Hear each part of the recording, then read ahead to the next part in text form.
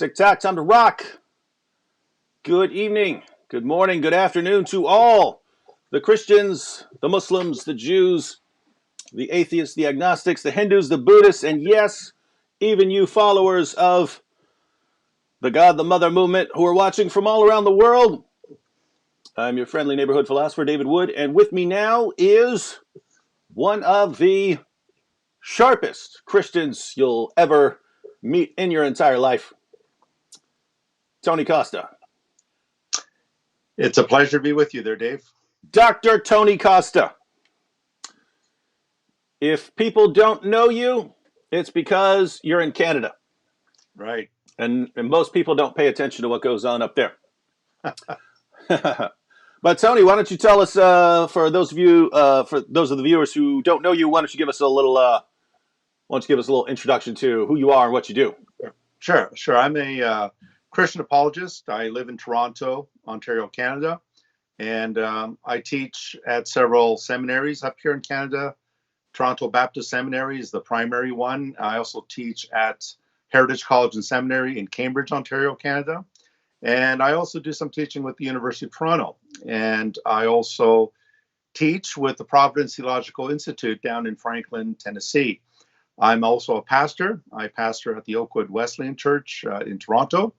And I do a lot of speaking engagements in terms of equipping Christians on the defense of their faith. I also engage in debates with Muslims, atheists, secular humanists.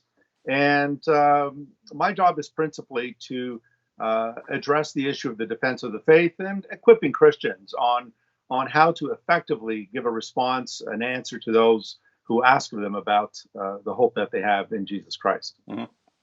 And I've had 9 debates with Shabir Ali. How many have you had? Because I think I've had about, I think my count is about 11 to 12. Okay, so you got me beat on that one. Yeah. I started with Shabir way back in 92 when he first got started in Toronto. And the first debate I had, I think it was his third or fourth debate with a Christian, but it was my first. Your first debate was with Shabir Ali? Yes, in 1992. Wow, that's nuts. In 1992, that's before I was a Christian. There you go. That's before I went to jail. I was in 10th grade. There you go. Wow, you were debating Shabir Ali when I was in 10th grade. Already, that's right. And still an atheist.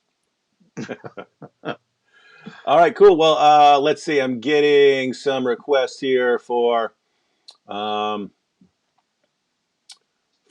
on my brother, so might as well do that real quick. So please give us an update on Manny. I don't have much to add.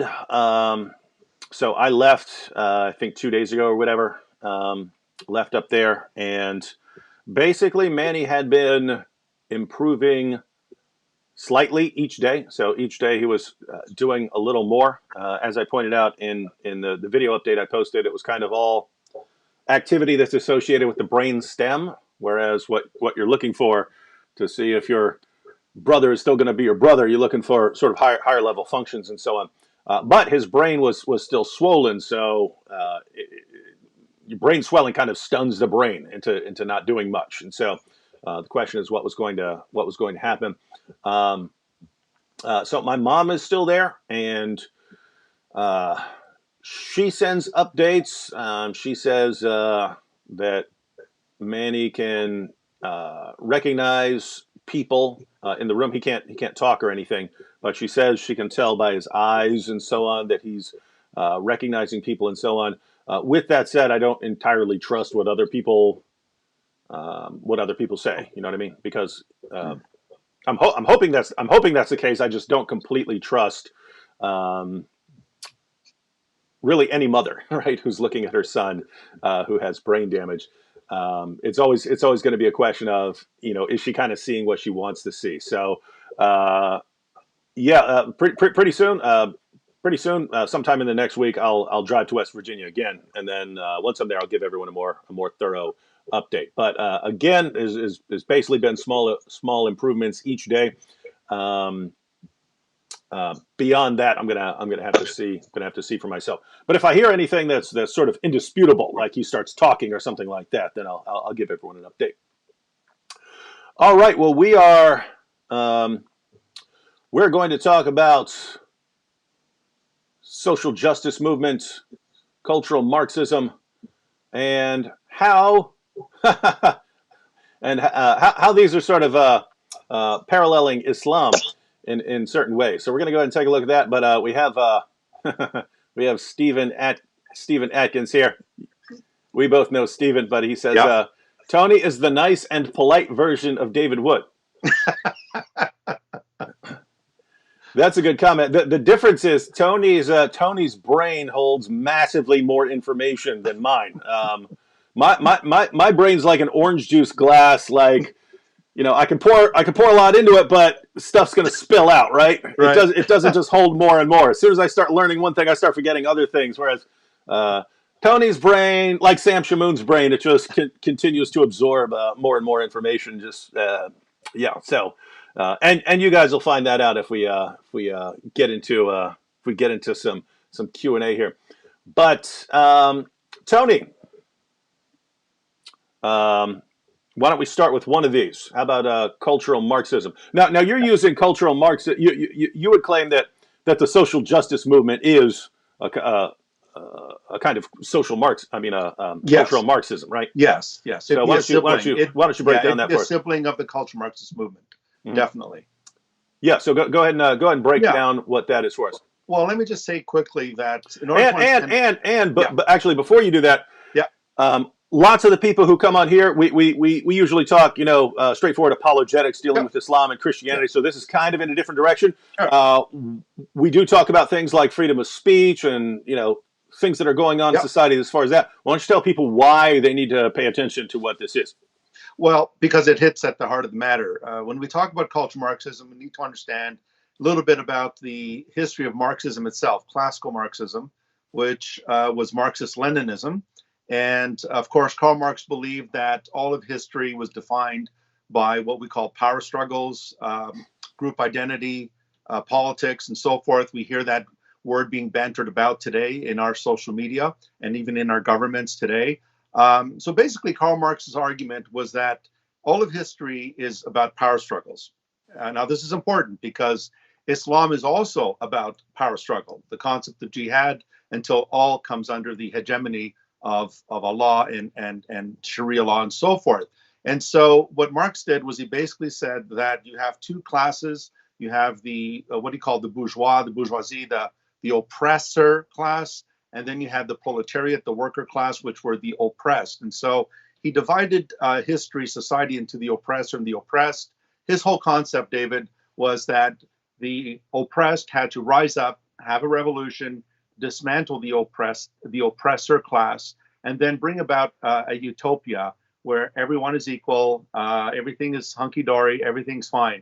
Well, by 1919, after the First World War ended in 1918, in 1919, there were a number of Marxists who believed that while Marx was right on his view of group identity politics and power struggles, where they think he was wrong was he based it on economics. And so what they did was they believed that in order to bring about this utopia, this communism, they believed that there were two obstacles in the way that had to be removed.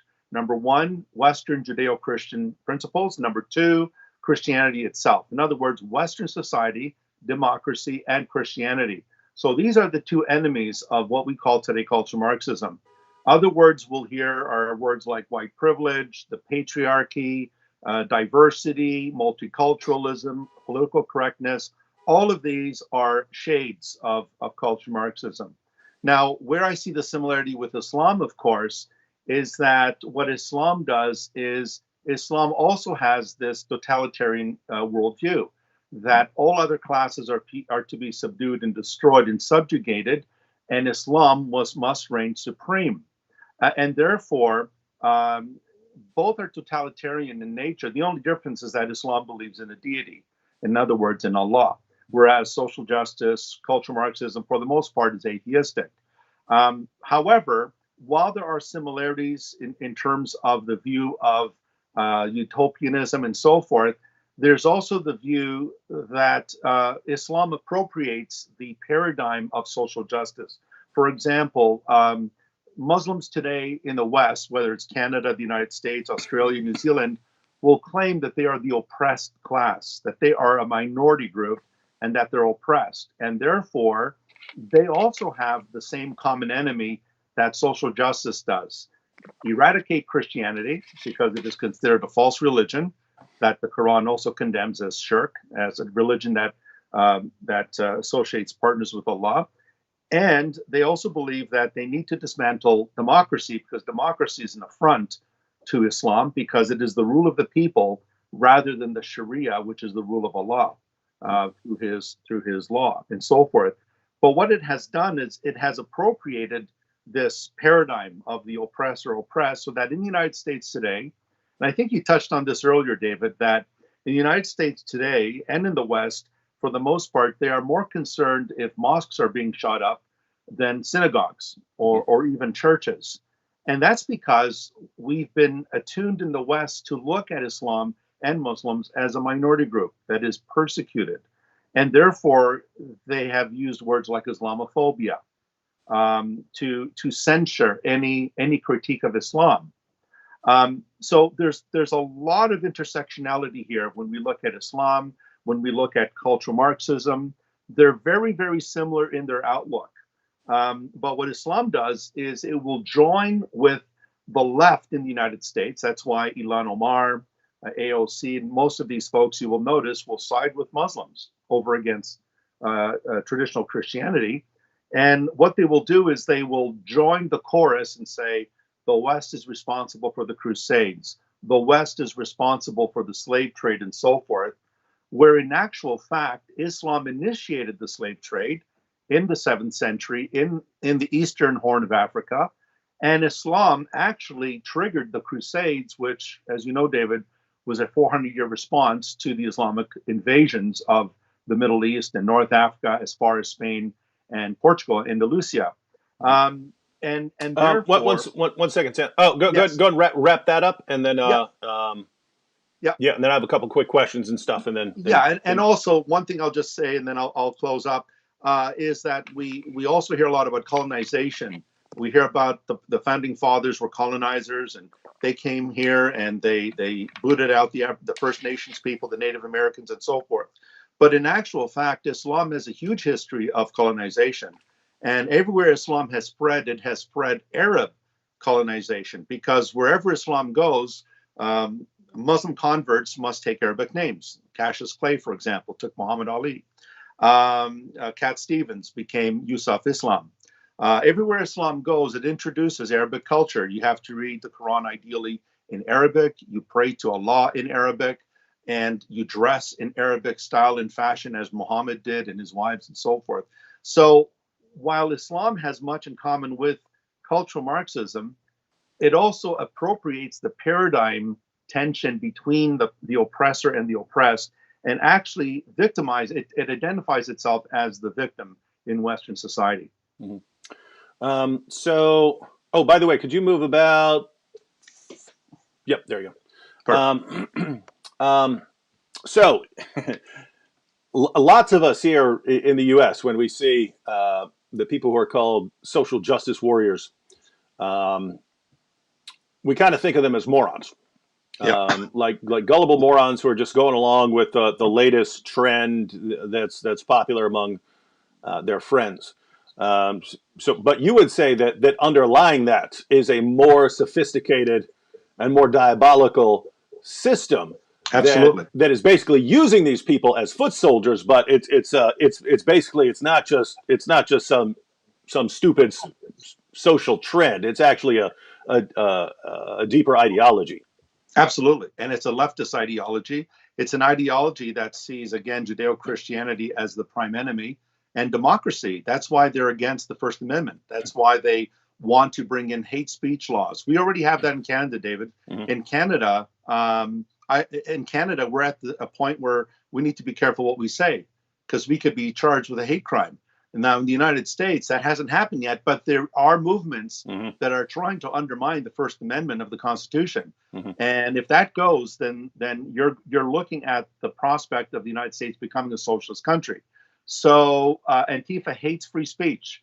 It hates any ideology that is against socialism. Hmm. And Islam shares a lot in common with that. Islam hates free speech. You're not free to criticize the Quran. You're not free to criticize Muhammad, at least in an Islamic country. But even here in the West, the Danish cartoons were an example of this. You're not free to criticize Islam. Hmm. And if you're not free to criticize an ideology, then the one who's in control is definitely not the free citizen. It's the government, whether it's the caliph or whether it's a socialist government or whether it's a Nazi government, as we saw under Hitler. In other words, they share the same common values. Yeah. Yeah. So there are a few problems with the people wanting to shut down free speech, and you can see on sort of a little silly level why people would think that's a good Right. idea. I've got my position, and wouldn't it be great if I could silence anyone who disagrees with my position? Wouldn't that be great?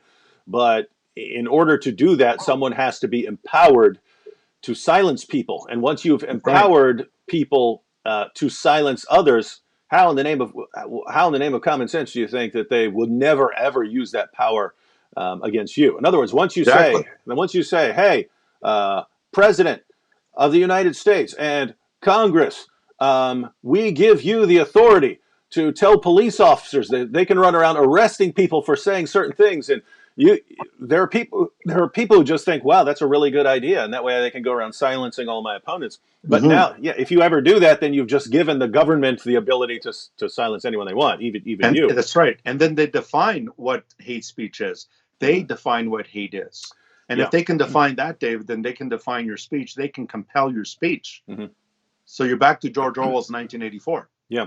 And apart from that, there's a reason that societies that do that sort of thing don't flourish in the way that places like the United States Exactly right. have.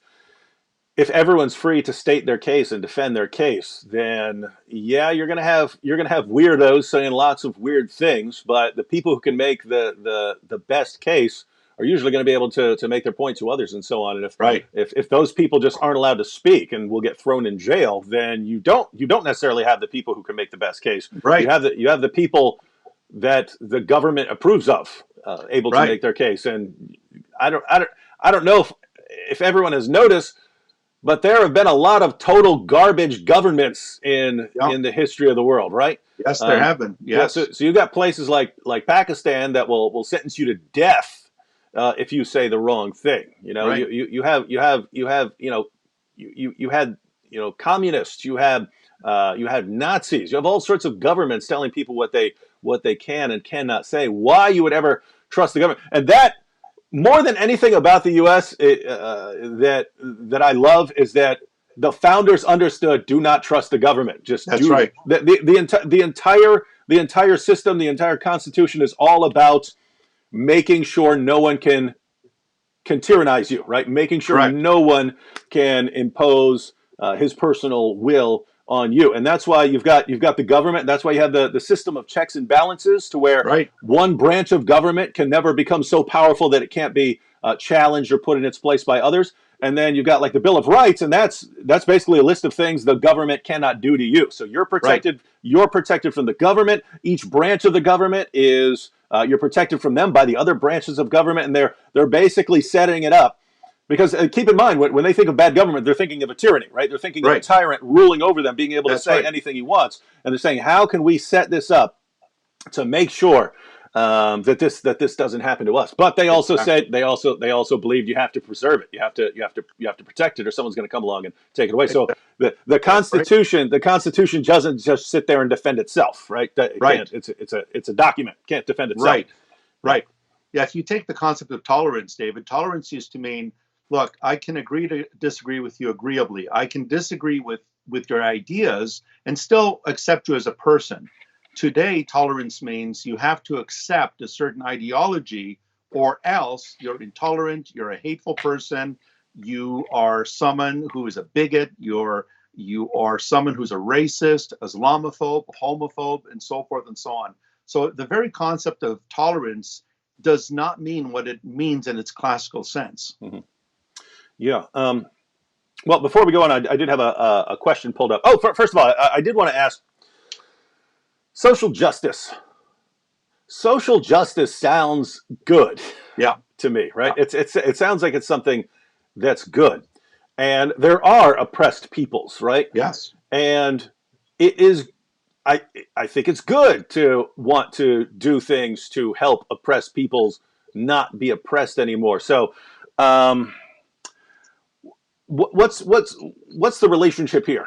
Because Right. again, when people start talking about social justice and so on, I think I mean, gosh, it wasn't that long ago that we had really bad things going on here. And so, if you start talking about on the surface, I would say, cool, social justice. I'm for social Right. justice, but that's not exactly No. what it is. No, it's equivocation, because biblical social justice, David, as you know, is caring for the orphan, the widow, to care for the most vulnerable people in our society. But biblical justice is about not only caring for them, but it's about getting them back on their feet so that they can become employable, so they can make something of their life. The orphan is raised so that he can marry, have a family, have children, and so forth. Modern day secular social justice is another buzzword for socialism. And when they talk about social justice, what they mean is equality of outcome. Everyone is supposed to be treated the same at the end of the day.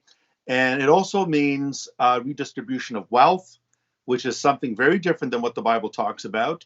Redistribution of wealth, taking from those who have and give it to the have-nots. The welfare system, for example, which is supposed to be provisionary. It's temporary to get someone back on their feet. But in most cases, as you know, in my country and in your country, the welfare system has become a perpetual system where people remain in it, and then their children remain in it, and their offspring as well. So I'm glad you brought that up, David, because it can be very misleading. Social justice in the secular context means basically socialism, redistribution of wealth, equality of outcome at the end of the day. Yeah, so Christianity has always placed an emphasis on helping oppressed people and Always. helping the poor and helping widows and things like that. So so that aspect of social justice we would be fans of, but that's not what the social justice Not at all. movement is. You're saying it's actually socialism, Right. and they're calling for guys. Do you understand what equality of outcome means? Equality of Yes. outcome. That means that Yes. everyone sort of gets the same result. Yeah. Actually, I've wanted to do a video on this for a while because I used to read Kurt Vonnegut stories, and Okay. he has this awesome story about where they sort of took this very seriously. They took social justice very seriously. That's before it was. That's before that's what it was called and so on. But Right. they took equality of outcome very seriously. So what they had to do was people who were naturally good jumpers, they had to wear weights so that they could only jump as far as other people. Attractive people had to wear masks so that they wouldn't be obviously more attractive than other people. And so there was this massive system of all these things that everyone had to do in order to Right. be equal weight, equal height, equal in looks, equal in every way, so that no Right. one would have an unfair advantage over anyone else. And yeah, I should probably find that story and read it again, and then do a little discussion of it. Because when you're reading it like that, it's like, gosh, this is so ridiculous. It is. But guys, you have to understand when it's the social justice movement, they're calling for equality of outcome. Think about what you have to do, right? You have to. Right. On the surface, you'd say, yeah, that guy has billions of dollars and this guy's poor. Why don't we take what that guy has and give it to this guy? And Yeah. I don't know. Once you start Yeah. doing that, Yeah. you destroy your society, right? Because Yeah. Yeah. what made that guy a billionaire was him knowing that he can become a billionaire, Right. understanding that if he works hard enough and has enough sleepless nights and just puts his entire life into there, he's one of the few people. Because keep in mind, I can do that. I'm never going to be a billionaire, right? I work myself to death. I'm never going to be a billionaire. There are people who have unique sets of skills that allow them, if they just work themselves to death. And guess what? All these CEOs, They might once they get their billions start relaxing, but they haven't been relaxing for Right. the past 20 or 30 Right. years. They've Right. been working 80, 90 hours a week to get there. And but notice, if you say, oh, by the way, if you start making more, we're just going to take that all away. Why would they want to? And Exactly. that's kind of the delusion of communism and socialism. It just takes human nature out of it, right? Yeah. Yeah. That human beings are willing to work hard if they're expecting a return. If they expect Exactly. nothing in return, and it's equality of outcome, i.e., no matter what I do, I'm getting the same thing. We're all going to Exactly. sit. We're all going to sit. I would sit around playing video games, right? If I Yeah. Of thought course. that Of what I course. do is not going to accomplish Yeah. anything. Exactly. Yep. So it retards progress, right? Yep. It retards progress. And of course, the West was built on the concept of equality of opportunity. That if you apply yourself, if you study hard, if you get a job, if you're responsible, again, be responsible, get married, don't sleep around, be a responsible parent. If you work hard at what you have, you will accomplish something. That's the greatness of America, is that you can become something if you apply yourself. But that's not the case with equality of outcome. At the end, the assembly line just pops out the same product. Yep. Quick shout out to Dan Thayer on the super sticker there, and Eric B, who just joined the Boom Squad. So yeah, it's really weird in the sense of, social justice. It sounds one way, and that's where lots of people sort of get on board with it, not realizing what they're getting into. Same thing with equality of outcome. Sounds good. Hey, why do you have billionaires and poor people? Wouldn't it be good if we leveled the playing field? That sounds good. Not realizing, great, when people do this, they destroy their societies, because there's no incentive. And by the way, guys, and you think, oh, that guy's got, what's his name, Jeff Bezos or whatever, who runs Amazon, and he's got like over $100 billion and stuff. Those guys don't sit around with $100 billion under their mattress, right? Their money's usually in things like stocks and so on, and they usually keep investing it and start companies. In other words, that money is not sitting somewhere. That money is being circulated in various ways. Yes, he has stocks that he can exchange and get cash if he wants, but that cash is not sitting there. So anyway, these are the guys that give us jobs, right? These are the guys that give us jobs. And so you take them away, then you don't have people creating jobs, and you have to rely on the government to do it. And what did we learn from the founders of the United States? Do not trust your government to do things like that, right? Right. Guys, if you learn anything else from this discussion, the government sucks. The government sucks at pretty much everything it does. There are certain things that we only let the government do, like our military stuff. But guess what? If there were private companies with competition, they'd be able to do it better. Anyone can do anything better than the government. When the government has no competition, really, really bad. And socialism is basically saying, give the government the power to do everything, business and so on. Give it no competition at all. It's the only game in town, and that's when everything's going to get better. Right. Oh my goodness! How it's like this when you say it like that, it's like the stupidest position anyone could ever offer, and this is what the young people are falling for. And that's why socialism, David, likes big government. Small government is preferable, but when you invest too much power into the government, this is where socialism is born. This is where fascism is born. That's what we saw in Italy under Mussolini. It's what we saw in Hitler with being the chancellor of Germany. It's what we see in Islamic regimes in Iran. We see it with the royal family in Saudi Arabia. When their centralized power sits in the seat of the government, that's where you see this tyranny take place. Yep. Eric B. and Jesse Armiger joined the Boom Squad. Smart move. That helps us keep going. I had a question here, but I put the question up here on the screen like probably 20 minutes ago or so. But Tracy asked, now I realize why I didn't ask this. I wanted to clarify social justice and stuff, and how what it sounds like is not necessarily what it is. Tracy says, Pastor, what do you do when the social justice stuff infects your church? How do we effectively combat this other than prayer? And let me go and flesh that out a little, right? because I have Christian friends. I have Christian friends who are on board with a lot of the social justice stuff. And this is a difficult issue because if you start coming out saying, "Hey, I'm not, this social justice warrior nonsense," Hmm. you start coming off like someone who's saying, "No, I'm not for, protecting oppressed peoples. I'm, lots of people who are in the movement. If you start criticizing social justice, they'll think you're a racist. They'll think you're all for the rich and you hate the poor and Right. things like that. Right. So what do you do there? Yeah, I think definition is important, David. That's why I appreciate you asking to define what we mean by social justice. Now, it is entering the church, but it enters it through another door called critical race theory. And this is something that is beginning to really shake the Southern Baptist Convention, this whole issue of critical race theory, rather.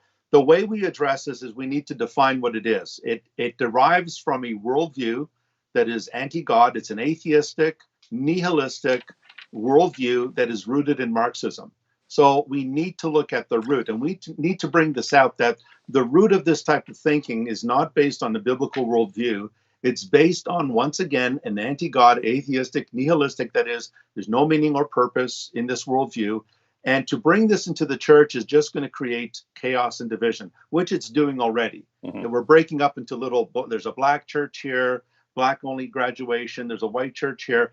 The body of Christ is one, whether there's no Jew, there's no Greek, no female, no male. We're one body in Christ. So how do we address this? We need to define what these terms are. We need to call it out. We need to get to its root and say it derives from a very unbiblical, ungodly, atheistic worldview. And it's incompatible with Christian values. We don't need social justice as defined by the world in the church. God is the very foundation and standard of justice and morality. The gospel shows us God's justice.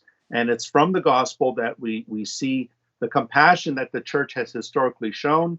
The church created the leper colonies. The church created the hospitals. The church created the universities. The church created all these charities. Or orphanages. Even orphanages Mm-hmm. as well. So that's a very good question. This is one of my passions, David, this is an insidious blight that is entering the church.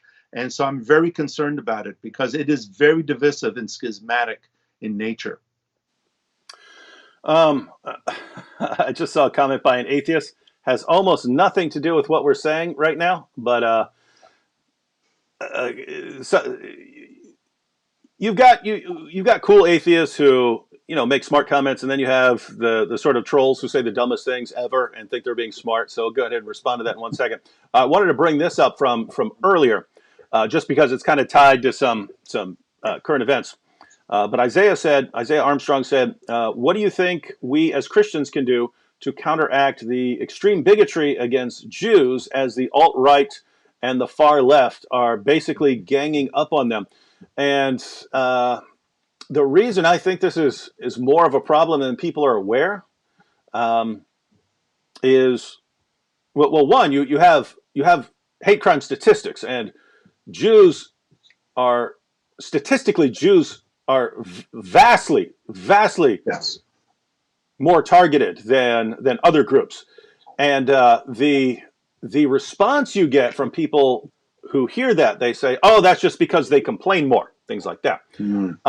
But I can just tell from the comments I get that there are a lot of people who really, really, really, really hate Jews, and they are on different sides of the spectrum. So you have alt-right guys who are Jews are behind everything, Jews are controlling Right. everything, Jews need to be stopped. You have people on the left, Jews are behind everything, Jews need to be stopped, and so on. But basically, I can criticize Islam, I can criticize atheism, I can criticize all kinds of things. The moment I say anything about something that happened to Jews, I get flooded. Like I don't get flooded on anything else with people saying they deserve it all, it's their fault. Even Christians saying, but they had Jesus crucified and so on, and what, as if there should be some sort of connection in my mind, like, oh, these Jews being stabbed at their Hanukkah service, I really can't object to it because of something these Right. other particular Jews did 2,000 years ago. Hmm. Therefore, I mean that is so massively insane Yes. that there just has to be. I have to view this as a major problem in people's thinking. But so Yes. so what do you think about that? Yeah, I think it stems from what I was saying earlier about group identity politics, and it defines people by their groups. And so the Jews are being identified in a collective group here as somehow, in terms of the alt-right, in terms of accusing them of being Christ killers, they possess this collective guilt.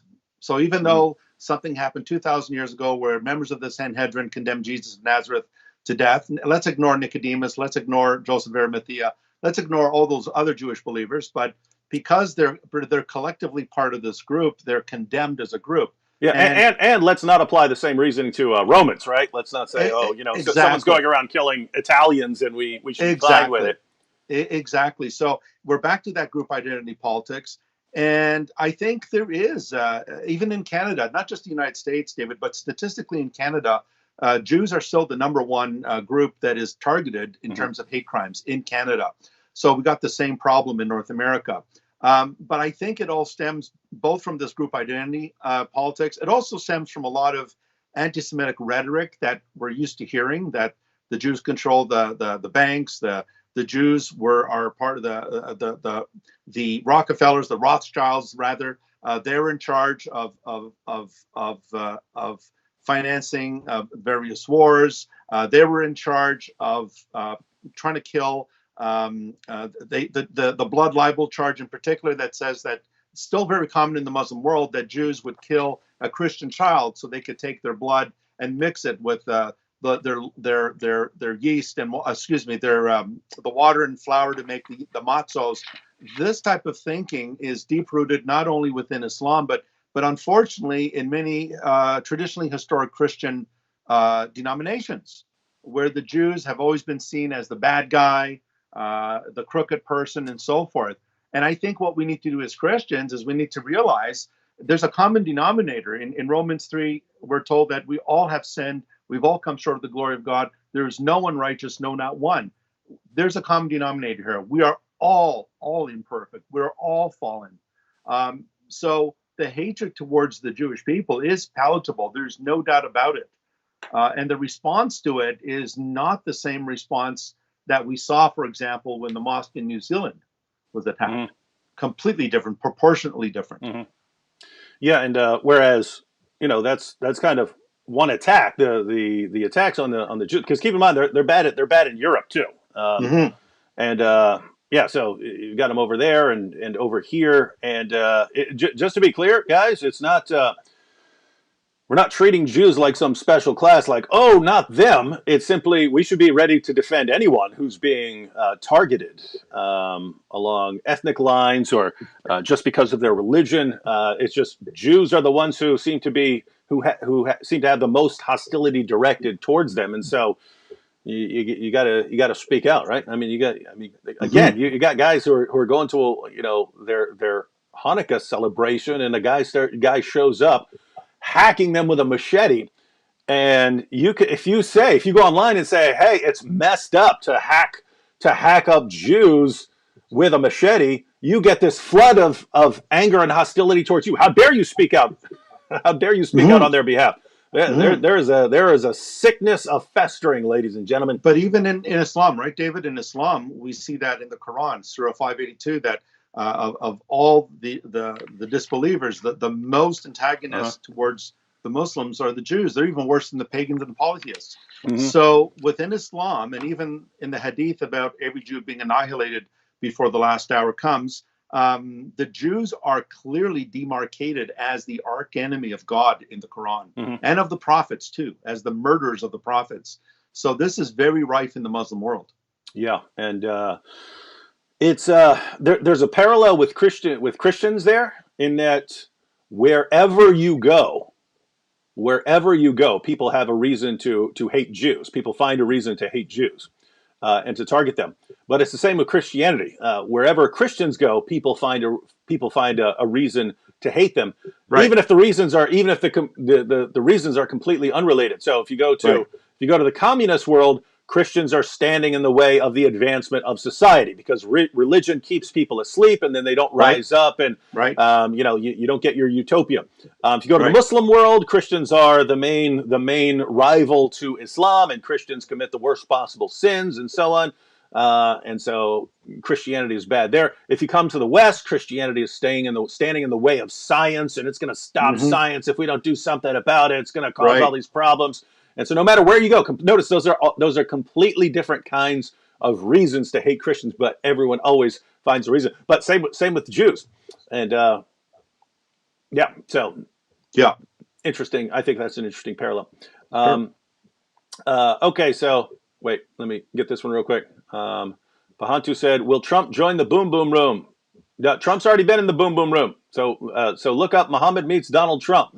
We already did that one. Vocab played both parts. He played Muhammad and Donald Trump. All right, here we have an atheist. Totally off topic. Not surprising from some of the atheists here. It doesn't matter. You could be talking about any philosophical issue, any political issue, and they'll come in there. Oh, you're Sky Daddy, and that's like the going term, right? Yeah. Sky Daddy. I came up with that myself. Sky Daddy. It's like the last 9,000 guys. I obviously think you're wrong about atheism and so on, but do you need to be so unoriginal? Could you have some sort of original thought at any point in your life? That's what bothers me. That's what bothers me more than anything. Just these guys I call them Dawkins drones. You know what I mean? They just come out here posting the same thing over and over again. So, I mean, it'll be almost word for word, right? Like they all run up, my Sky Daddy, my Sky Daddy, my Sky Daddy. It's so dumb. Anyway, it's kind of a different topic, but wanted to go ahead and address this real quick. But Andy LH says, "Hey, what's the difference between a Christian and a nun?" The Christian needs to believe in an imaginary Sky Daddy to convince themselves murder is wrong. The Christian needs to believe in an imaginary Sky Daddy to convince themselves murder is wrong.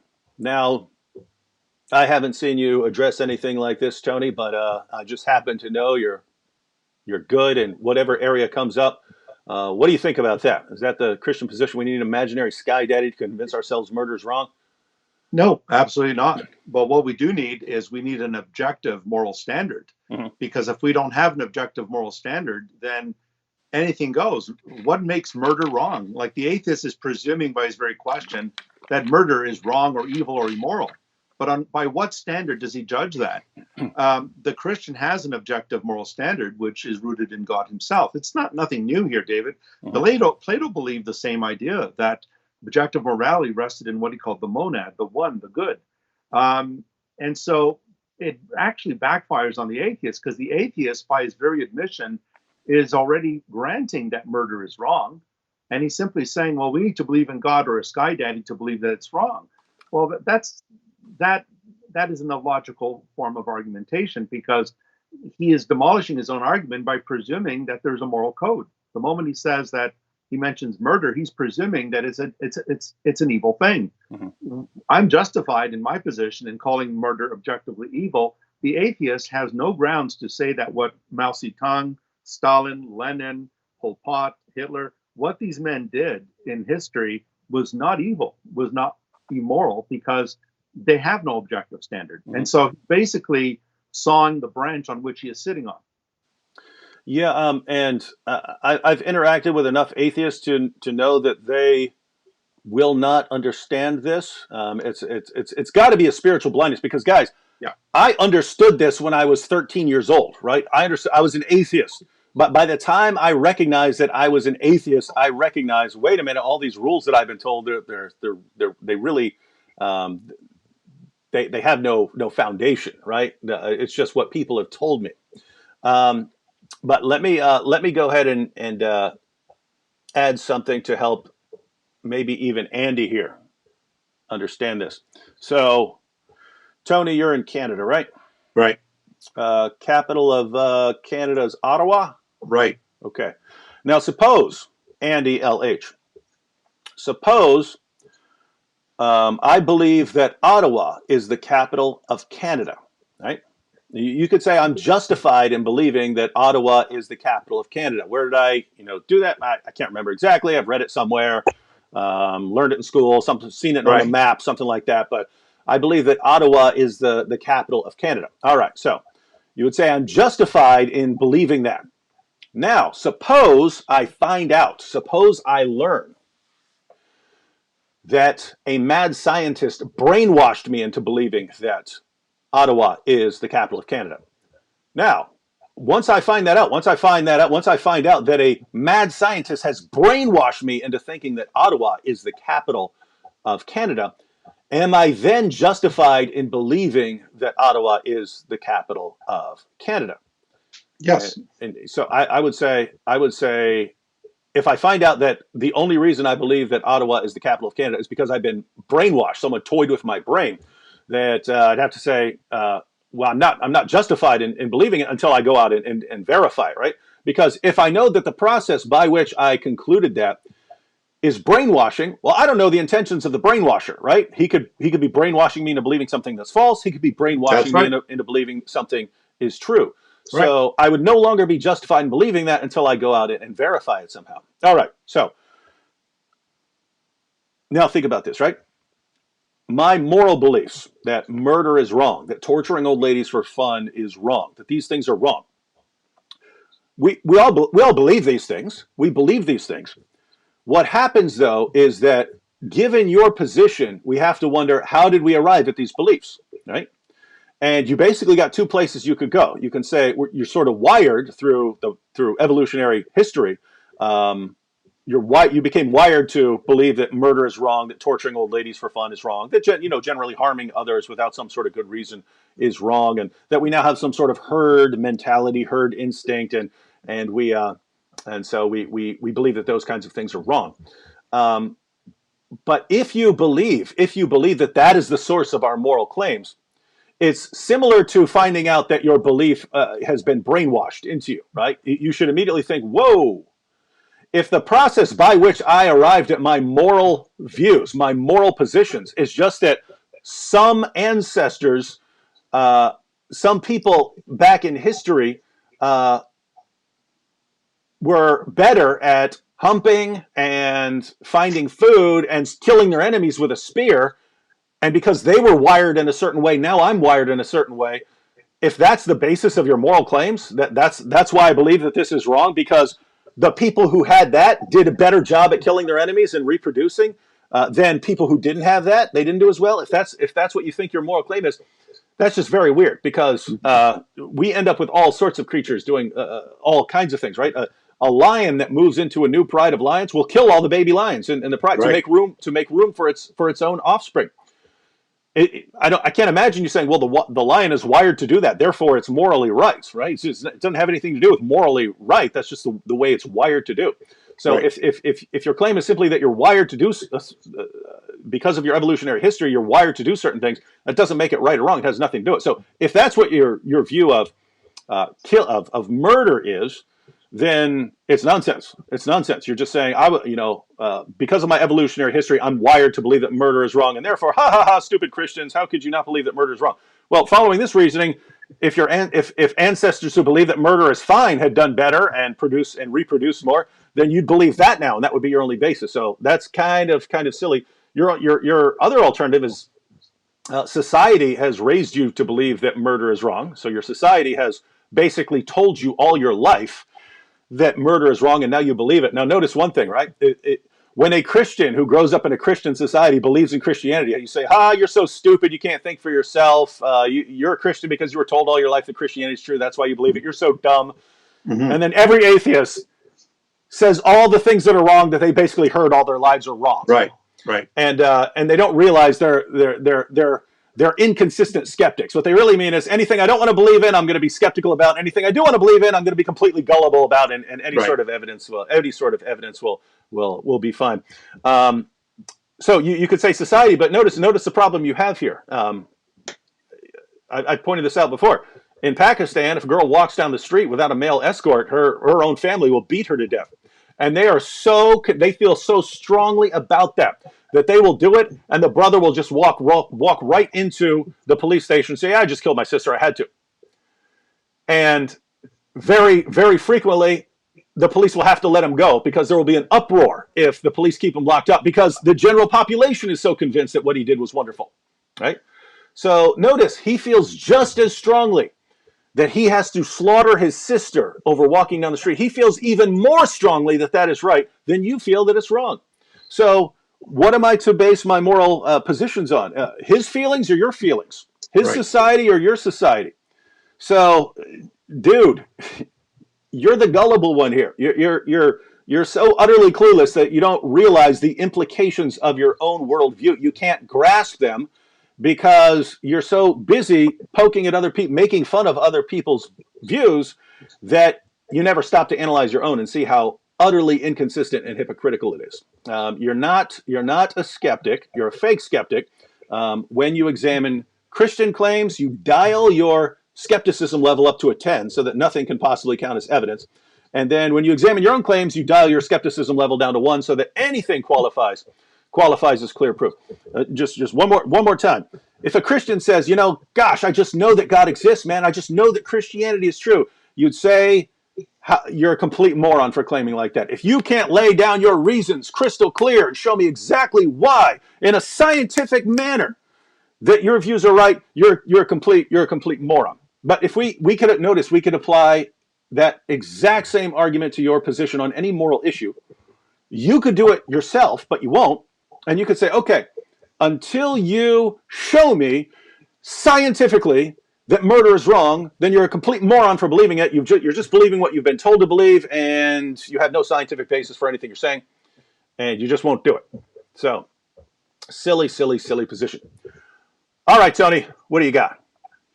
Okay, I was just going to concur with everything you said, David, that at the end of the day, his atheistic worldview does not permit for there to be an objective moral reason for his own existence or the existence of the universe, and there's no objective moral reason for morality even to exist. Mm-hmm. So at the end of the day, his view is just as valuable as everyone else's view in the world.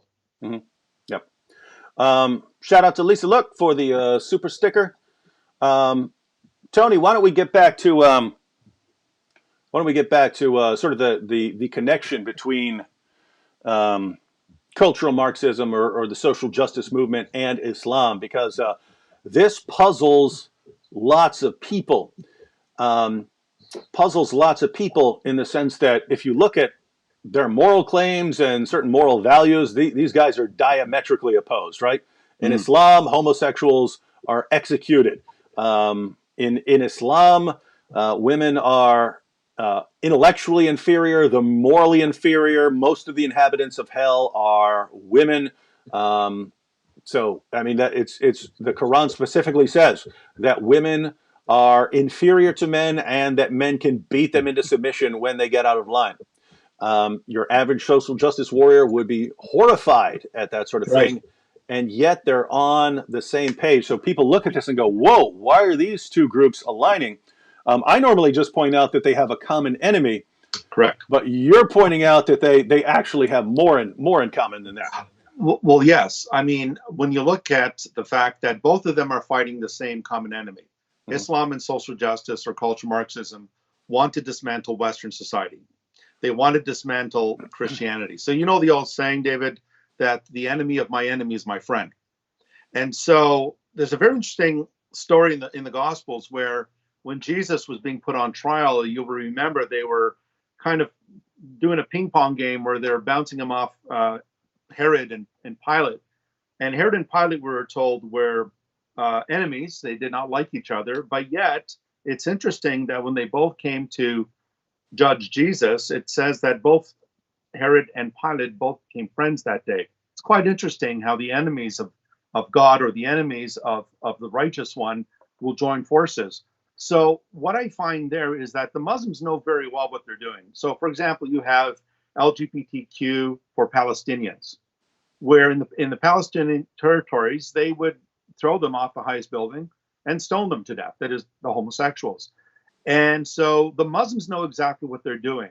And this, of course, is part of, there's a doctrine in Islam, David. I'm sure you've come across this. It's called the Darura, and Darura is the principle of necessity, which basically says that to advance the Islamic cause, there are certain things that you can do that you're permitted in doing, even if it's haram, even if it's not halal, you're permitted to do certain things if it will advance the cause of Islam. And so it's not surprising when you see Muslim groups siding shoulder to shoulder with Black Lives Matter and other social justice groups, because they are using them as pawns to achieve a common goal. But as you know, David, once they become the majority, the Quran says you should be uppermost. Why do you call for peace when you should be uppermost? Once they achieve that majority, then offensive jihad kicks in and they take over. Mm-hmm. So it's a means to an end, really. I had one more question on this. If they were ever successful, right? If the amazing team up, the leftist, feminist, social justice warriors, and so on, who are teamed up with Islam, jihadis, and so on. If they were ever successful, and they won against all their enemies, and it was just these two groups standing who are left, right? Who do you think wins that one? Islam. Ha! We're on the same page on that one. Yeah, Islam would win. It'd be a massacre, right? These guys, absolute bloodbath. Just because you put warrior in your name doesn't make you an actual warrior. Right. These guys are the least warrior-like people I've ever encountered in my entire life. And guys, and by the way, that's got to be part of the reason that serious Muslims don't mind teaming up with them, is that they understand, hey, we can use these guys, but when it comes down to it, these guys are no threat at all to us. We can walk all over them. These are guys these are guys who just back down from any serious fight. You see Hezbollah and Hamas, even though Hezbollah is Shia and Hamas is Sunni, you will actually see Hezbollah and Hamas joining forces to take out Israel, to decimate Israel. But at the end of the day, only one of those two are going to stand. You're not going to have Sunnis and Shias working together in fellowship. One of them is going to outdo the other. Mm-hmm. Yeah. All right. We did have a couple follow-up comments. Based on our discussion of atheism and its moral foundations. Some nobody points out, what about consistent atheists who deny morality? I would say that is a consistent position in terms of, if an atheist says, hey, what I believe about my claim that murder is wrong is, yes, just that I've been wired with some herd instinct, and then that's kind of been told to me by society, and that's all I mean by it. I mean, I just don't like murder because I've been conditioned not to like murder. But if I'd been conditioned some other way, I wouldn't believe that murder is wrong. Like if I'd grown up in a completely different environment where you can go around killing people and robbing people and stuff, I'd believe that was fine. That would be a consistent position, right? I could have, I would not respect the position, but I would at least respect the consistency. But at the end of the day, I think it's kind of unlivable. What do you think, Tony? No, I agree with you. I think we need to define what we mean by the whole issue of morality. Is it objective, which is the theistic worldview that God defines good and evil, or is it subjective that we define morality, or is it nihilistic? Is it illusory, which is the view of Friedrich Nietzsche, the German philosopher, and also Michael Ruse, who is a famous philosopher of evolution, and he claims that ethics has no moral foundation. It's simply illusory. Mm-hmm. So at the end of the day, what the atheist is not answering is the nature of morality. Is it objective? Is it subjective? Is it illusory? Because, as you rightly said, David, he might think it's wrong to kill people, but then there are others who would say it's perfectly natural. But all the leading atheists that I know, J.L. Mackie and others like him, all of them consistently say, if there is no God, there is no objective morality. So at the end of the day, our atheist friend cannot say that murder is evil. He could say, I don't think it's right because it's harmful. Or he can say, and by the way, what I mean by the word evil is just stuff I really, really don't like. Yeah. Right. Which again is subjective. It doesn't necessarily mean that rape is really evil. It's only evil because you think it's wrong. It's injurious. But that says nothing about whether rape is objectively evil or not. I have a standard that is consistent that says humans are made in God's image. We're not to murder. We're not to steal. We're not to violate a woman. And based on that standard, I could say that rape is always evil. Murder is always evil, including abortion is always evil because children are made in God's image. The unborn are made in God's image. The atheist can't say that. The atheist pays his dime and he just takes his dozen. Yeah. So I hope you guys are getting that, but I'm assuming you don't because this is just by experience.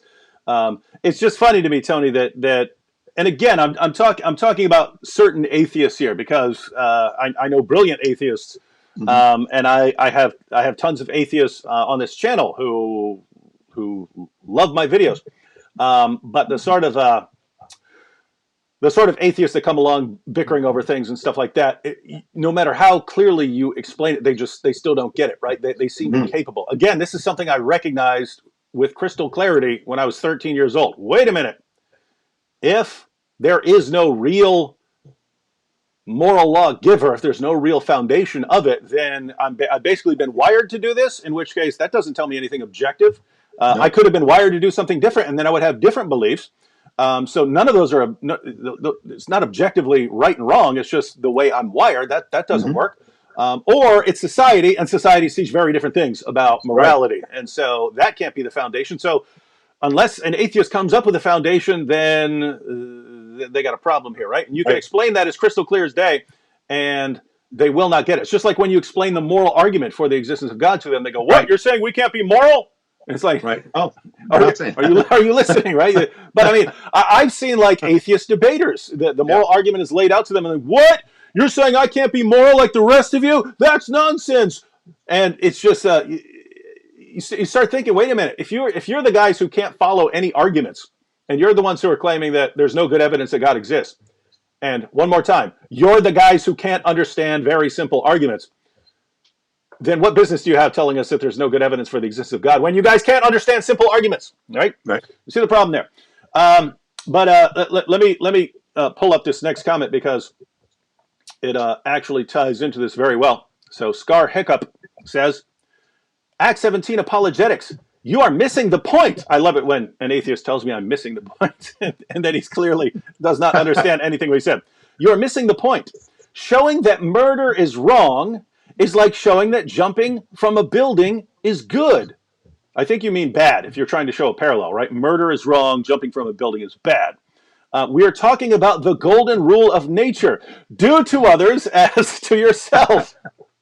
Tony, is that I always thought that the golden rule of nature was survival of the fittest. That's what Darwin said. Survival of the fittest. And the biggest and strongest gets to crush everyone in its path. The weak die, they get eaten, they get killed, they get slaughtered, and whoever's the biggest and the strongest gets to reproduce the most offspring because he's the one that gets to go take his mate, have his way with her. Right. That's what I thought the golden rule of nature is.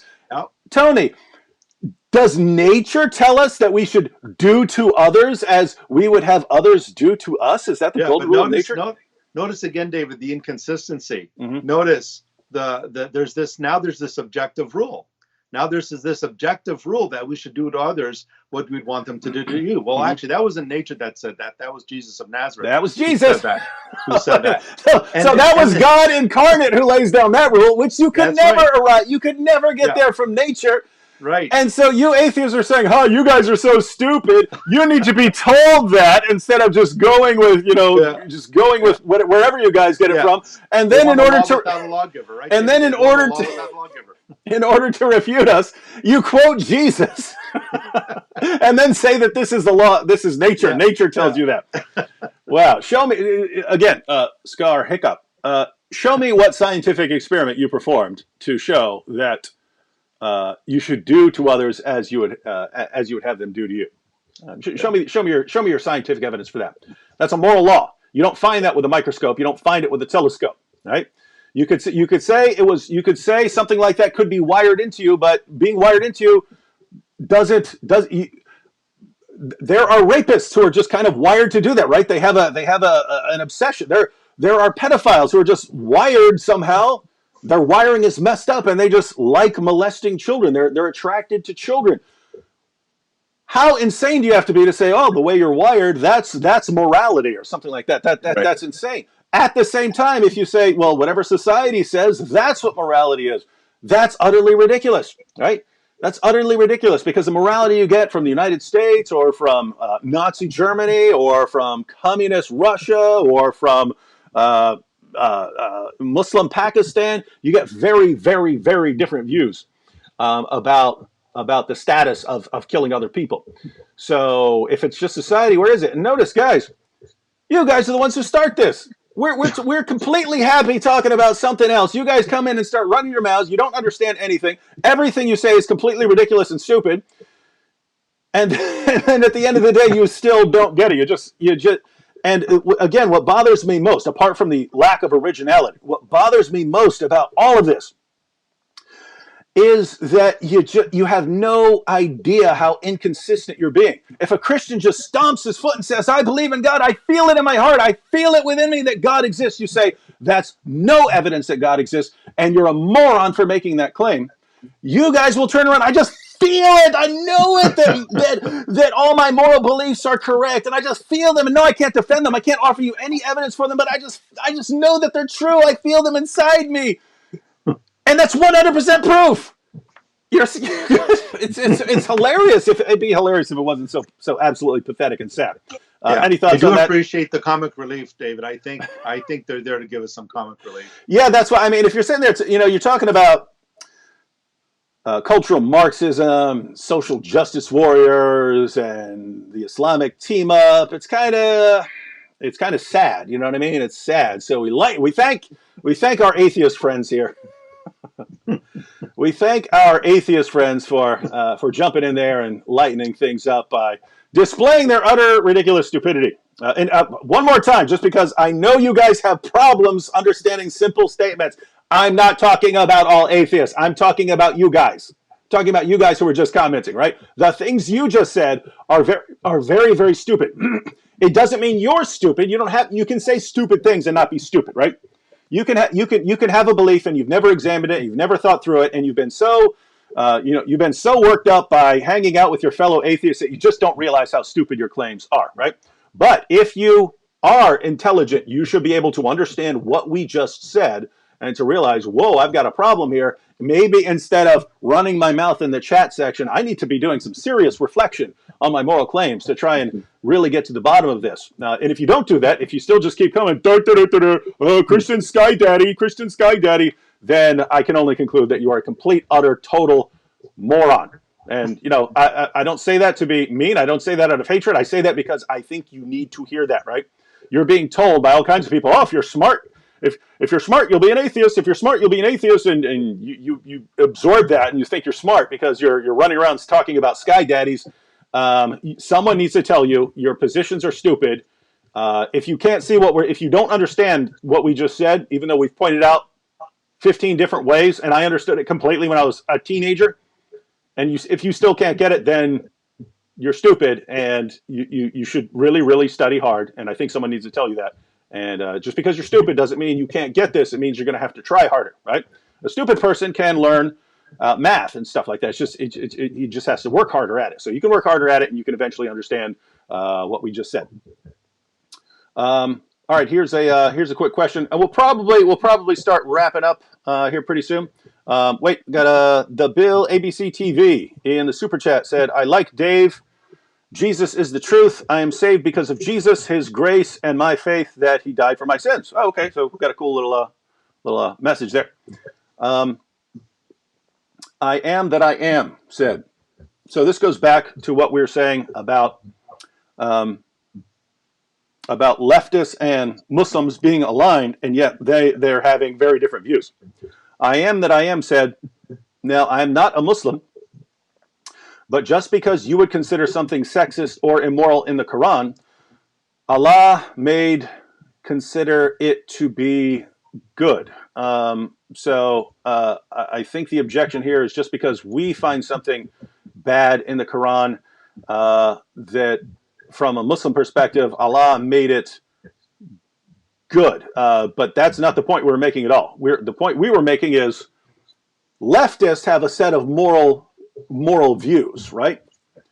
Those don't line up at all with what we find in the Quran. So even apart from saying whether what the Quran says is wrong or immoral, right? The point is, whichever side is saying something wrong or immoral, they disagree. They're fundamentally opposed, and yet they're united, right? You could go down through their list of moral claims about women, about sexuality, about homosexuality, about all these kinds of things. You could list the claims, right? About how you should treat people who differ from you around the world in different cultures and so on. You could go down the list, and these guys have very, very, very, very different moral views, and yet they're united as if they're on the same page. So that's the point. That's the point we were making there. And just go ahead and break that down for us one more time, Tony. The point that we were making about why these groups would be united in spite of that horrible level of disagreement they have. Yeah, I mean, again, it's because their common enemy is the same. So Western democratic values is the enemy of social justice warriors and also of Islam, and Christianity in particular. Christianity is the enemy, again, of both social justice and Islam. So they do have a common enemy, and in those terms, they would unite. Where they differ, of course, is that the social justice warriors have bought into the oppressed oppressor paradigm, and so they think the Muslims are this oppressed minority that they need to defend, just like they need to defend LGBTQ2 and all the other oppressed groups. But at the end of the day, what we're saying is that the value system that the Muslims hold to is a completely different one. And in Islam, they will allow themselves to engage in certain activities that will result in the end with the subjugation of the unbelievers, of the kafir, under the Islamic hegemony. So at the end of the day, the Muslims know exactly what they're doing. They're using these groups to their own advantage. Now, Vladimir Lenin, David, I don't know if you know this, but he referred to those who were proponents of his cause. He referred to them as useful idiots. He called them useful idiots for the cause.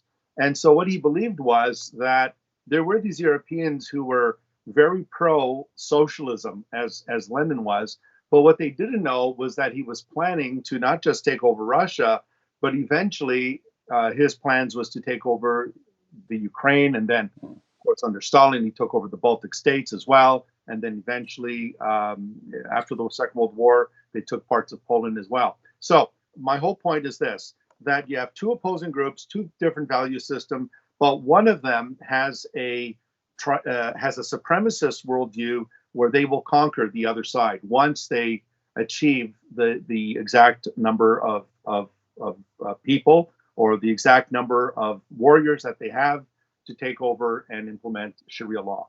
Mm-hmm. We got another atheist question. We got some more from the atheists. Keep in mind, guys, as we are sitting here, sort of just shredding these comments. Keep in mind, we didn't start this. Yeah. We had no interest at all in talking about this. We were talking about cultural Marxism and the social justice movement, its connection with Islam. I have no idea why atheists wouldn't just sit there and cheer us on. They have to come in there, and it's like they need attention, right? It's like they need attention, like, hey, you guys are talking about that? No, talk about us. Sky Daddy, Sky Daddy, Sky Daddy. Can you give me some attention over here? Guys, if you want attention, I'll give you attention. I got no problem with that. Whoops. Got no problem with that. So, okay, so here's the latest from Scar Hiccup. and you know what's funny? Before I even get the comment, I know once we've blast any sort of intellectual foundation and shown exactly what we mean, that the atheist is going to turn it into some emotional direction, right? I know before they do it, right? It's like clockwork, right? Yeah. Again, guys, what's with the lack of originality, right? I could predict you guys down to I could tell you're going to say this, and you're going to say this, and you're going to say this, and you're going to say this, and you're going to say this, right? So what's going to come up? Hell, right? Obviously. Oh. All right, Scar Hiccup. David, as a Christian, you see me being an atheist as a filthy creature who would burn in hell for the eternity. Now, Tony, you can correct me if I'm wrong here. You're the theologian. According to Christianity, aren't we all filthy creatures? Yes. Okay, so we're all sinful. Yeah, we're all sinful. And Scar Hiccup, apart from you being very, very dumb, and guys, just for those of you who are thinking, no, you're being too mean. If Scar Hiccup keeps coming and posting this stuff, then he obviously thinks he's really, really smart, and he's not. He needs to hear it, right? When Jesus blasted the scribes and Pharisees, you whitewashed tombs, you snakes, right? That you can say, oh, that's mean, but he told them what they needed to hear, right? If someone is making the dumbest claims I've ever heard in my entire life, and still thinks he's like outsmarting us, that person needs to hear, guys, this is dumb. This is dumb stuff. So, David, as a Christian, you see me being an atheist as a filthy creature who would burn in hell for eternity. Even Hitler even was baptized before his death would be your brother in heaven. Madness. Now, we can point out all kinds of things right here. No, Hitler could be baptized 1,000 times. That doesn't get it, right? Doesn't make you a Christian. So your entire picture of Christianity is wrong. And again, Tony, I'm confused because atheists are the ones who just back everything up with facts and only go with the evidence points, only go where the evidence points, and they only say things that are true and right because they study so much. And when I look at their comments, it's like they've never studied anything, and they just blab a bunch of things that have no basis outside of their feelings and things they heard from and they their have friends. no course in logic. You know they failed logic. Yeah, obviously. Because there is no logic here. Okay, so again, Scar Hiccup. The Christian position is we're all sinners. We're all our righteousness is as filthy rags before the Almighty. Therefore, if we are going to be with God, we need a righteousness that doesn't come from ourselves. That righteousness has to come from someone else. So God gives us His righteousness through the gospel, and so it's not that you're filthy. Again, apart from you just being woefully inadequate in your reasoning, you've probably lived a better life than I have. Right? Mm-hmm. I did sure. bad things. I've done bad things in my life. Yeah. So yeah, but notice the point I'd like to make is, when you say this is madness, even though everything you're saying is wrong, suppose everything you were saying is right, and you say it's madness. What's your basis? The way you're wired. You have no foundation for saying anything is right or wrong, right? We've shown that. Yet, Scar Hiccup is making an objective statement while denying there's objective meaning and morality. So he's just gone in a circle. He just jumped in a boat with one oar and he's done a complete circle. Again, all you could be telling us right now is the way you feel, right? We understand you. We understand you. You feel repulsed by lots of these things. But I mean, again, if I were you, and now I'm just being serious. If I were you, and I just, I keep making these claims, and they just keep getting easily ripped to shreds, and it becomes apparent that I have just no clue what I'm talking about. And if I were doing that, and I kept seeing that, my positions ripped to shreds, I would stop commenting. I would go study. I don't understand why this is so difficult, right, guys? Notice I don't talk about many topics. I talk about Islam. Why? Because I study Islam a lot. I'll talk about atheism. Why? Because I kind of have a background in that, and I have a PhD in philosophy, but a lot of my work was in sort of philosophy of religion issues. So I've gone through all the highest levels of atheist scholarship and atheist reasoning. That's why I'm happy to kind of talk about that. I don't go talking about a lot of other stuff, right? You don't see me talking about Hinduism. Why? Because I don't have much of an idea of what I'm talking about, right? What amazes me is atheists who, again, claim to be the champions of reasoning and logic and evidence and facts, constantly talk about things they clearly have never studied in their entire lives. They have no clue what they're talking about. They're blurting out error after error after error after error after error after error after error. And they're pointing to us, people who are very, very careful in what we say, and people who spend our lives researching the things we talk about, and we're the stupid ones, and these guys who've never studied anything in their entire lives and will never take the time because they're too busy making fun of everyone in the comments, in the chat of a YouTube video, they're the champions of reason. That is so flipped that, guys, you got to understand, you're the ones who've been brainwashed here. You're the ones who've been conditioned. You've been conditioned to think that if you're running around typing Sky Daddy, you're the smart ones. And people who've dedicated their entire lives to studying these issues, dealing with the philosophical issues and so on, studying book after book, studying the opposition, studying people who disagree with us, we're the dumb ones because, you know, the Sky Daddy thing that you brought up. It's so pathetic. It's so pathetic, guys. Sorry again, but you need to hear that. Anything you wanted to add? Yeah, I was just going to add, David, that a lot of atheists don't realize, but they simply confirm what the Bible says about them, and that is suppressing the truth and unrighteousness. So there's a suppression of truth, and the reason for that is they don't want to acknowledge their need for Christ. They don't want to acknowledge their sin. They don't delight in holiness. They don't delight in the fear of God. There is no fear of God in them. They don't seek after God. And so the irony here is they kick against the very God who has perfectly defined their rebellion. And it's not to say that we don't care about atheists. We pray for them. We pray that God would be merciful to them, that they would repent of their sin and come to know Christ. Because you and I can't do it, David. I don't know. I'm sure you and I, we've never converted a soul outside of God's grace. It's God's grace that changes the hearts of sinners. So. All right, a couple more comments and then we'll close out. That'll be about an hour and a half in. Hadith Salam, who, oh, by the way, side comment here. I saw a comment earlier from someone asking for the hadiths I use. And he said, hey, if he sends me money, will I send him the hadith and Qurans that I use in my videos? No, you don't need to send me money. I'll just tell you right now. I'll tell you right now. And matter of fact, if someone could, I think it would have to be, oh, wait, I don't think people can post links in here anymore. Maybe I'll pull it up real quick. Hang on. The website that you can go to, it's a Muslim website. I'm going to post the link here as soon as I pull it up. The website, why is this coming up? The website that I use is kalamallah.com, and I'm posting it right now. But it's kalamallah.com, and when you see the hadiths and so on the screen, this is where I got them. I have the hard copies. I have the hard copies all over right here. But it's kind of hard to keep scanning books. So I downloaded the PDFs. But when you see that I have the source on the screen, that's because I downloaded the PDF from Kalamallah. So you can go right there. There's the link. Oops. There's the link. Hopefully that popped up. But you go there, and you've got multiple translations of the Quran there. You have them with parallel Arabic and so on.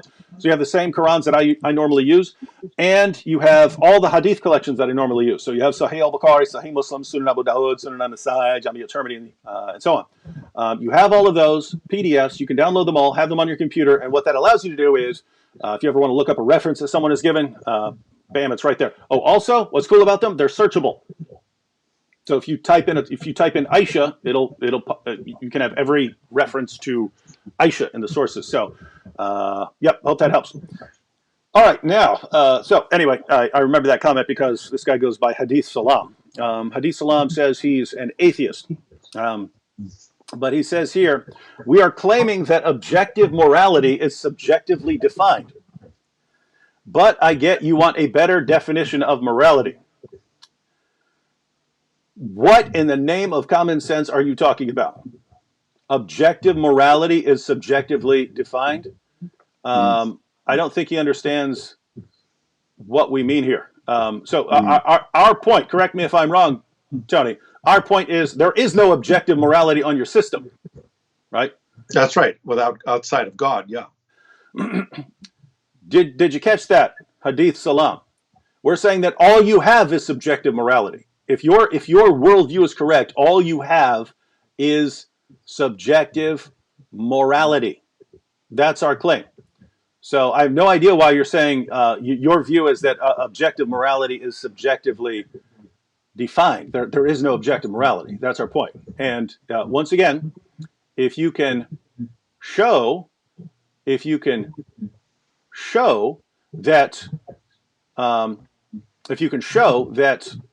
there is objective morality, we'd love to see it.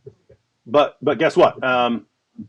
You can't do that as an atheist, and that's why serious atheist philosophers would agree with what we're saying, right? They agree with us. They would agree there's no objective morality if atheism is true. It's a delusion. Now, what's amazing is atheists love to, oh, you Christians have your delusion, you have your God delusion, and they have what you might call the morality delusion, right? Mm-hmm. They believe that there's this delusion that they have objective morality when they don't. All right, and you want to add anything to that? There were one or two more comments.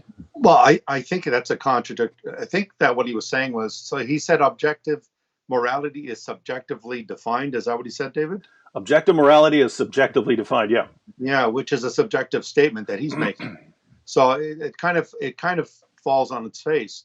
I think he needs to understand that when we say that objective morality, what objective morality means for those who may be watching and don't know, is that something is true whether or not you believe it. Uh-huh. 2 and 2 is 4, whether you like it or not. It will always be 4. It has always been 4. It will be 4 when the universe collapses. It'll be 4 when you die. It is true, and it will always remain true.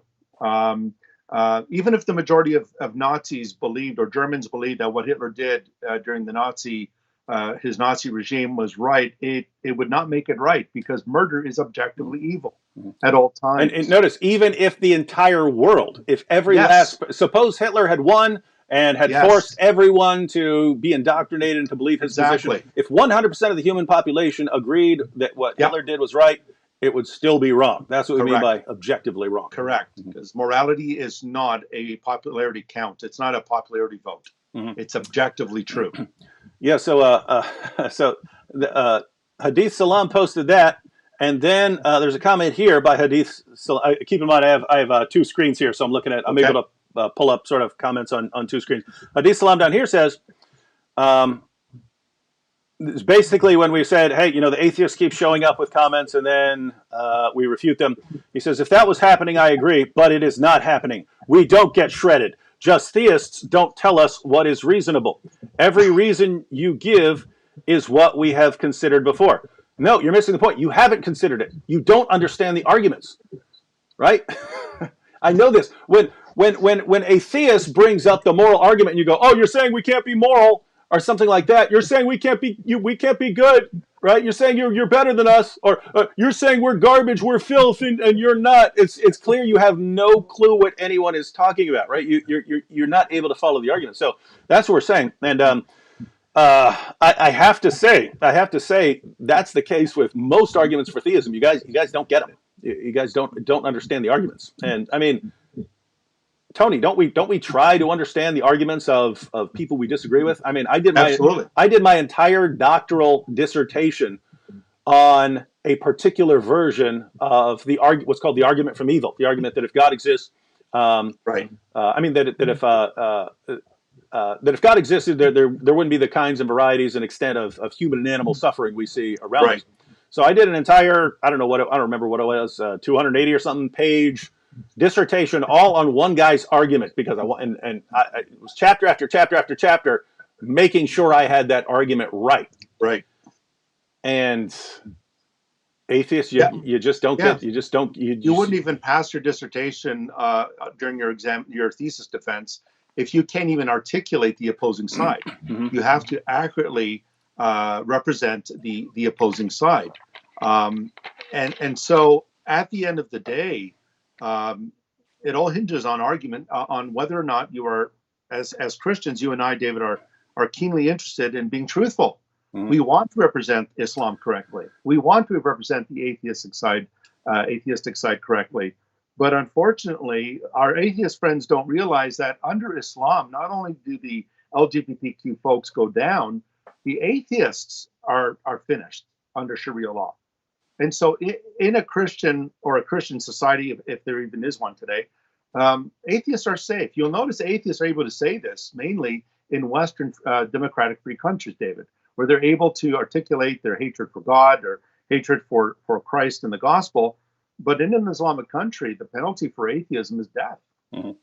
And so, I mean, they really should consider the ramifications if the United States ever does become a Sharia country, a Sharia law compliant country. That's kind of another example of something they haven't really thought through. But it is occurring to people now, primarily in Europe, because they're seeing the results. And Richard Dawkins was being interviewed in an article, and he said, I have mixed feelings I have mixed feelings about the decline of Christianity in Europe because Yes. I think it may have been a bulwark against something worse. Right? Yes. And he said, I fear the alternative. Mm-hmm. So, guys, think about that. And the reason that this is kind of a different point than we were making with the morality issue and so on. It's just that atheists are running around anytime Christians talk. They start mocking and so on, not realizing, guys, if you are successful in what you're trying to do, look what happened in Europe. Say what you want about Christians in Europe. You know, they fought wars, things like that. Say what you want, but for 14 centuries, Christians said, whatever else happens around here, we are not going to be controlled by that over there. Whatever else happens, whatever our disagreements are, whatever wars we have, we are not going to be controlled by that thing, namely Islam. The second Europe starts going secular, you can't hand it over fast enough, right? So you might want to start thinking about that, and it probably has something to do with Christians having moral foundations that aren't simply a matter of delusion, that we can take a stand to the death on certain issues and not back down. Once you sweep them away, it's kind of whoever screams the loudest who wins the debate on morality, and the people who scream the loudest are the social justice warriors and so on, and then they're teaming up with Islam. And so look at the situation you guys are in. It's probably again, guys, do some study and do some serious reflection and thinking, because this is not good. Hey, here's a funny comment. So Hadith Salam, after bringing these things up, Hadith Salam says, "Could we move on from morality and go back to talking Marxists?" Well, yeah. Marxism is atheistic as well, so yeah, they do make good bedfellows. Yeah. So, Hadith Salam. Morality is not a good topic for atheists. But keep in mind, I've said it before. We did not start this. But we did finish it. All right. So, Tony, we could talk more, but I think we made the main points we wanted to make about cultural Marxism and the social justice movement and Islam. So this would be a good place to wrap things up. Q with Courage joined the Boom Squad. Shout out to Q with Courage there. All right, Tony, any final thoughts before we wrap up? Yeah, I think that we really need to wake up to the dangers of the social justice movement. It's permeated our academic institutions. It has permeated our governments. It has permeated our schools. It has permeated it's beginning to enter into the church. I think that it is a serious blight on our society that will affect our freedom of speech, our freedom of thought. I think it's going to increase Christian persecution, attacks on Christianity, and so forth. And I think we need to realize that it is a serious threat and that we need to address it. We need to become educated about these things. And at the same time, we also have to realize that the Islamic worldview is very much the same. It is a totalitarian worldview where it will seek to subjugate all systems, all nations under the banner of Islam. And that, of course, comes under the rubric of jihad. And so I think that as Christians and even free citizens, maybe you're not a Christian, you're a freedom-loving American or a Canadian or a British citizen, whatever it may be. We need to be aware that these are two enemies of our freedom. We need to be aware. We need to call them out. And I think that we have no excuse for not doing that. We need to realize the signs of the times. Mm-hmm. All right. I just wanted to address one more comment here from Wahid Nadafi. I'm guessing you're a Muslim. You asked, where did you get the idea that jihad comes in stages? Is that an Islamic concept? Is it in the Hadith? Are the three stages mentioned explicitly in Quran and Sunnah? It's not laid down as here are the three stages, but you see the three stages. And when we talk about the three stages, this comes from Muslim scholars. The first place I read it was if you get the Darussalam edition of Sahih al-Bukhari. So if you buy Sahih al-Bukhari with an English translation, you'll get the Darussalam edition. But at the end of volume 9, so after you've read through all the hadith, there are some essays to help bring the hadith all together. And there's an essay there by Ibn Humayd, who was, until he died a couple decades ago, was the Chief Justice of Saudi Arabia and the Imam at the Grand Mosque in Mecca. So you don't get much higher than that.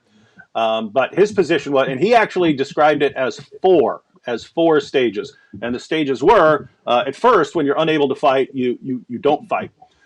Then there is stage two. So it's stage one, when you're not able to fight, you instead preach a message of peace and tolerance. Stage two, not according to me, according to Ibn Humayd, stage two is when you are permitted to fight, right? You're permitted to fight, but not required defensively, right? So if someone is doing something to the Muslim community or persecuting you or something, you're permitted to fight, but you don't have to, right? So that's stage two, according to him. Stage three is also defensive fighting, defensive jihad, but you have to, right?